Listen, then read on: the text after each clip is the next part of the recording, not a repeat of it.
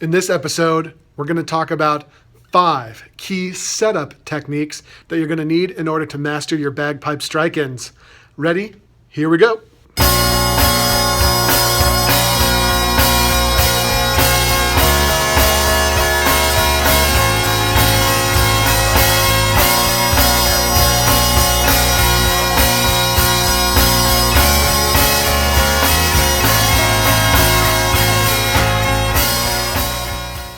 So we're going to talk about 5 key things that you need to do setup-wise with your instrument in order to help guarantee perfect strike-ins every time. Now, the first 4 things all have to do specifically with great bagpipe setup and maintenance. So if you are already a fan of the dojo, you might already know this 4 key questions that we ask every time we get our bagpipes out of the box. Question 1, is my bag airtight? Now, basically, there's a logic to these first 4 questions. We're going to follow the air through the bag as it goes through, double checking that everything is perfectly airtight and efficient as we go. So as the air enters the bag, we want to ask, is our bag airtight? Is everything going well? Has it been seasoned recently? Make sure all those stocks are in there nice and tight. Make sure no air can possibly leak out. Question number 2, are my joints airtight? So on the bagpipe itself, we have a lot of equivalent joints where the chanter or drone meets the actual stock. Now that has to be airtight or else air can be leaking through.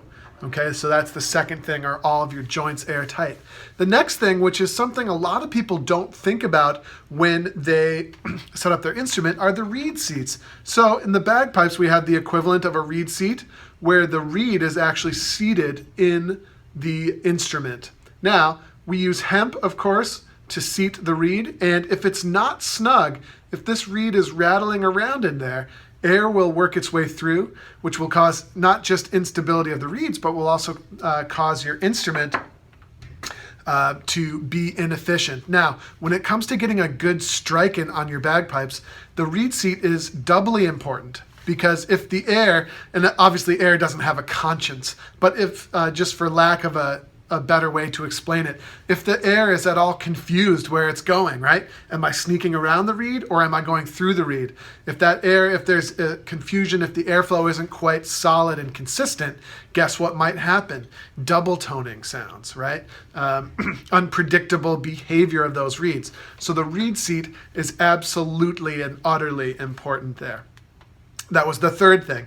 The fourth thing is good calibration of your drone reeds to the strength of your chanter reed. Now, we're not going to go into that today, but what calibration means is that the drones take the optimal amount of air, otherwise known as the minimum amount of air that you can in order to match the strength of your chanter reed. If your chanter reed is weak or on the weak side, which isn't necessarily a bad thing, our drone reeds have to be set up properly so that they're not taking tons of air, that they're not open really wide and taking tons of air, because that'll cause obviously bagpipe inefficiency issues. So we have to make sure all those drone reeds are perfectly calibrated to the exact strength of your chanter reed. So that was the fourth thing. And all 4 of those things are standard maintenance questions that we should always be asking every time that we get our pipes out of the box. Now, the next thing, which is really important, and I'm going to show you a quick picture right here in the video. And the last thing, which is specific to strike-ins, is we want to keep the first joint of the bass drone as low as we possibly can. The higher that goes up, the greater the risk of double toning. And I'm not even sure I know the science behind this, but and I'm not really going to speculate other than to say the lower that first joint is, the less chance there is of a nasty double toning bass drone, which can kill bagpipe attacks quickly and totally wreck an entire performance for your whole group. So that's really it. Those are the 5 key setup issues that you need to address if you want to have perfect strike-ins every time. So if you want our complete one sheet that goes through the exact 4-step process, we call it the STAR process because it has 4 key components. If you want to learn everything and just have that all on one sheet, please check out the materials attached to this video. And other than that, thank you very much for tuning in to another episode here of Dojo TV. covering the 5 key setup issues, right? Setup is the first prong of that 4-point star. So I hope that you enjoyed this, and we'll see you soon for another episode of Piper's Dojo TV.